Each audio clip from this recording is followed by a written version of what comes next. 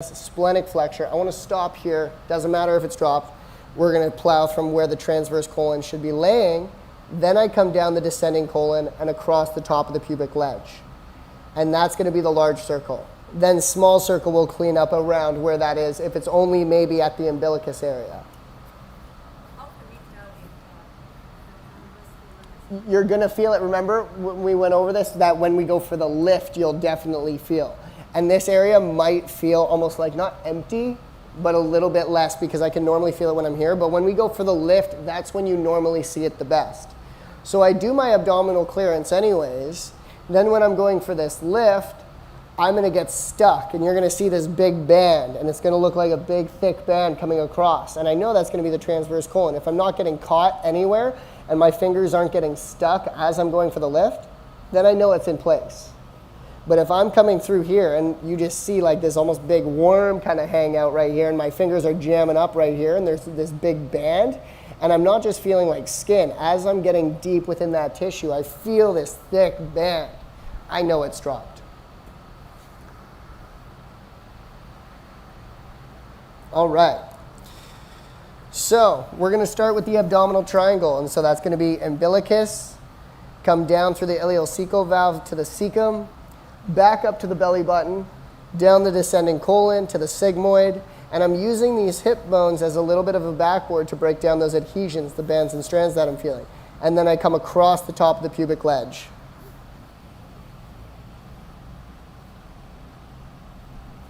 A little bit of coconut oil at the beginning, and start off with that nice airplane landing effleurage massage. After I do my airplane landing, I want to do a little bit of abdominal kneading. That abdominal kneading is always in a clockwise motion. Anytime I stop, because when I go in with my elbow, I'm going to be pulling in both directions. I'll be pulling face to side, face to feet, face to face, face to side. So sometimes I will be pulling things back. So anytime I stop, my effleurage massage goes in that clockwise motion to keep everything moving in a fluid direction. So then I just get my thumbs in there, kneading along that abdomen.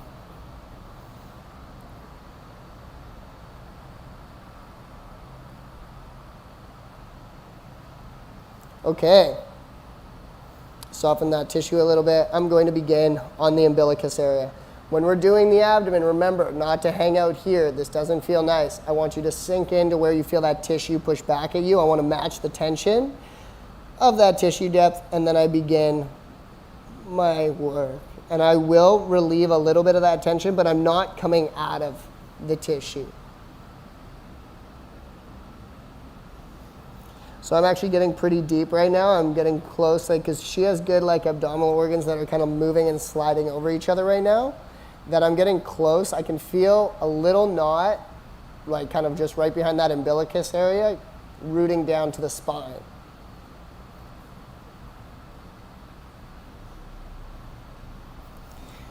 Played my angles in the belly button. And now I'm going to head down, about 1 inch down, 1.5 inches down, 1 inch to the right, and that's going to be that ileocecal valve area. I want you to hang out there for a moment as well.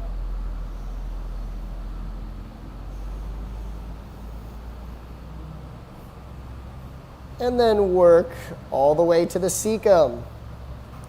It's a big area for a breeding ground for like parasites.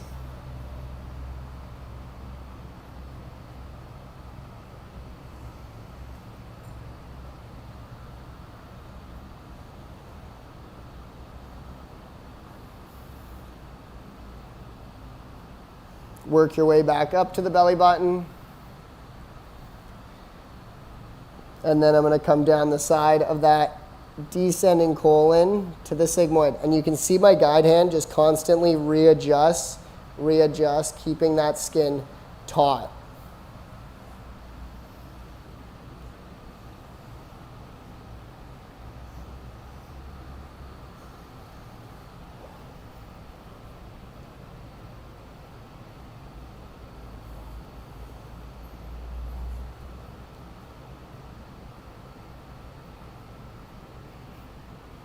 Working everything into that sigmoid turn. And then I just want to pivot myself a little bit, face to side a bit more, to come across the top of that pubic ledge area.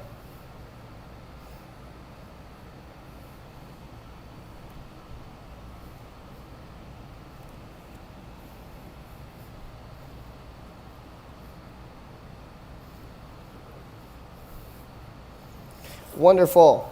So now that I've done that, from face to face, pivoting a bit face to side, I'm going to flip over and I'm going to do it again face to feet, face to side. And I'll just run over it quickly on that side.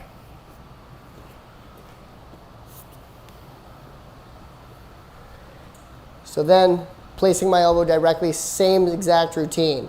Belly button, starting here. Pulling everything up and in now. Working, ooh, I'm feeling a lot more pulling this direction right off in her ileocecal valve than I did on the other side. So I'm going to hang out in that ileocecal valve for a moment. And then work my way down to that cecum.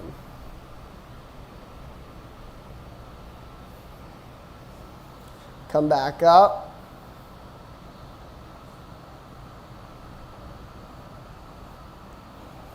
And then I'm going to work my way down the descending colon to the sigmoid.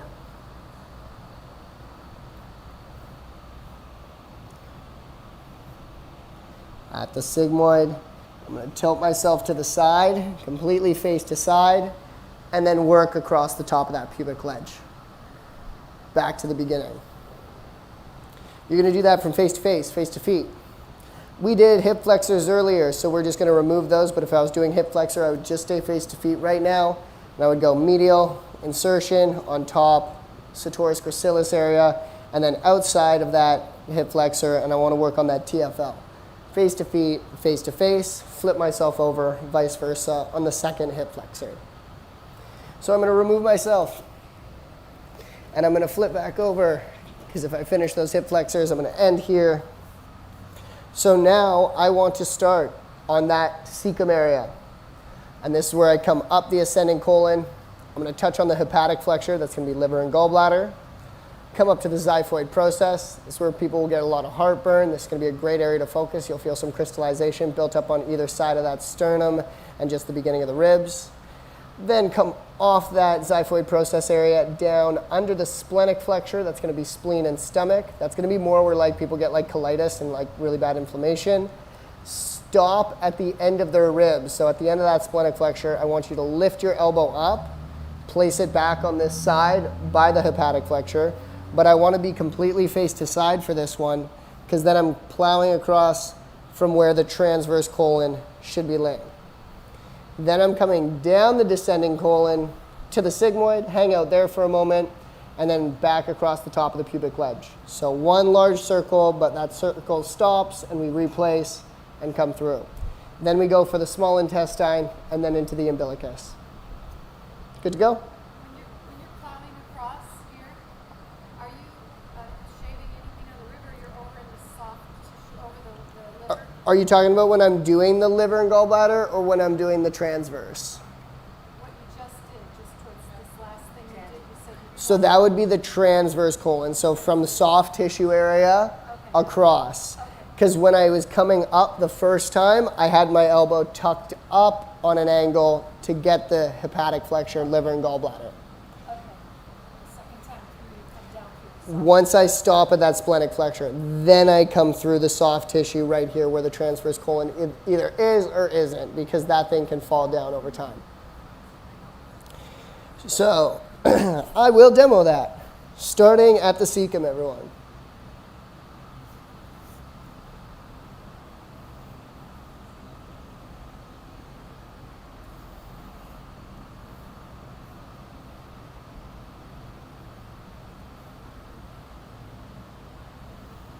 Inch by inch, working my way up. Keeping that skin on the ribs taut, because I'm getting at that hepatic flexure right now, so I'm going more on an angle, and I'm carving into that liver and gallbladder area.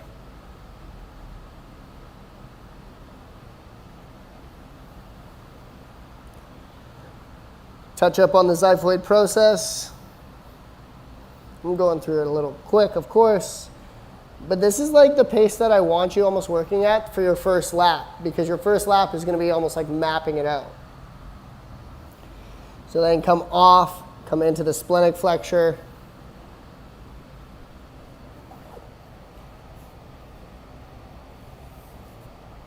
Work through. I'm getting to the end of that splenic flexure. So I'm stopping. Lift up. I want to be more face to side for here, because now this is when I want to come through that transverse colon area. Placing my elbow face to side. And I want to work directly across.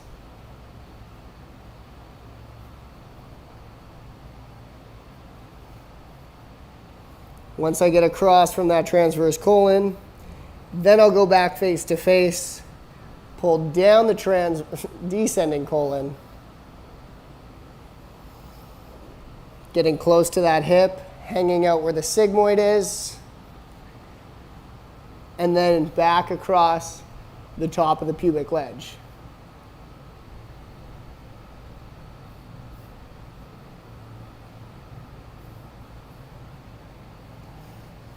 Beautiful. So I would do that. You're going to have a specific amount of time. That took me, what, 3 minutes? So you're going to do it 4 or 5 times, the large circle, until I say time. And then we're going to come now into the small intestine and just work. Doesn't matter where you place your elbow, but you're just working all around the belly button and then directly into it. So small intestine, then umbilicus.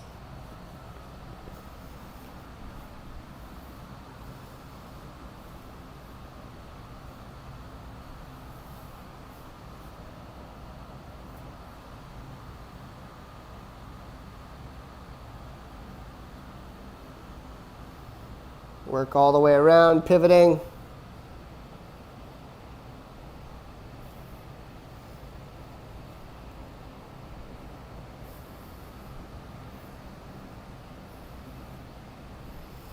And then directly into the belly button. It's what? It is? For how long? Maybe like, how long has it been on for? Maybe like 5 more minutes.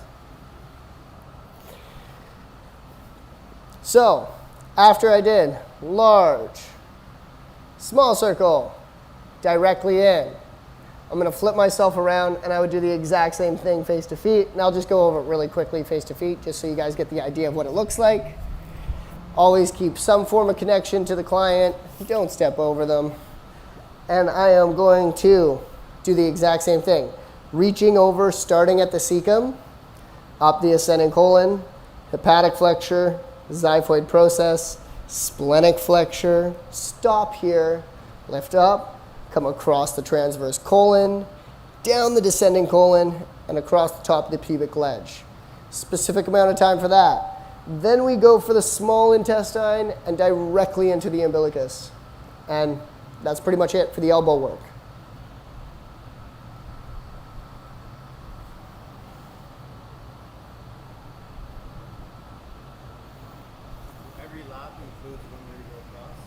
The large circle, yes. When you're doing the large circle, yes. Every time, stop.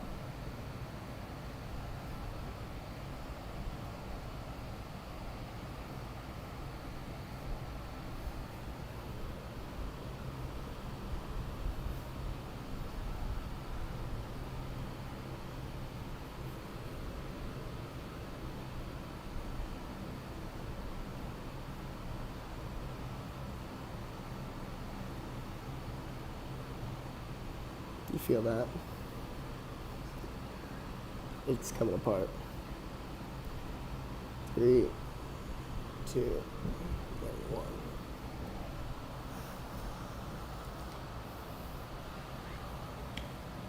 All right. So now I'm pulling up into the xiphoid process area. And then come off into the splenic flexure area.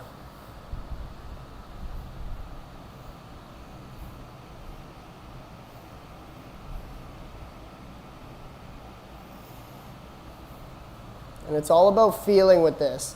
You don't got a lot of bones as backboards. So if you haven't practiced on a lot of abdomens, don't be like, oh, I know what I'm going to feel. You have no idea what you're going to feel half the time, but we're really going for those bands and strands, the adhesions that I'm feeling popping and snapping underneath my elbow, because they're in there. And then some people are going to have like fibrotic masses, and then those masses can be pulled apart, but you're going to need to spend a little bit more time working in and trying to find the kind of crack in the knot. So after I did the splenic flexure, lift my elbow up, place back at the beginning of the hepatic flexure, come across the transverse colon. Work all the way across. Hers is where it needs to be because I can feel it right now. There's definitely some stuff in it, but at least it's in position.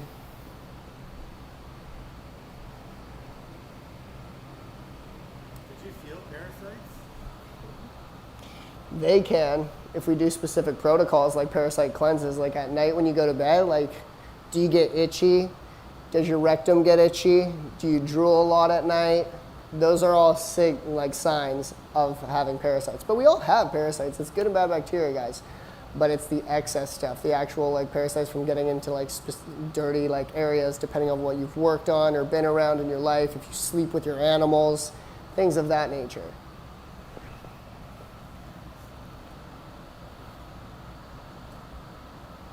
If you own a horse, I'm just kidding. I'm joking. No, I'm joking. What? So the horse doesn't fit on the bed. I tried. Yeah, I bet.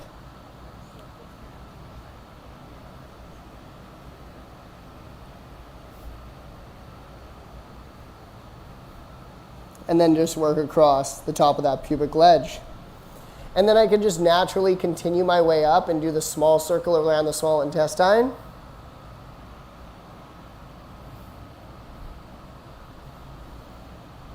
And then directly into it. So after I do all that, I would just finish with a little effleurage massage, and I'm going to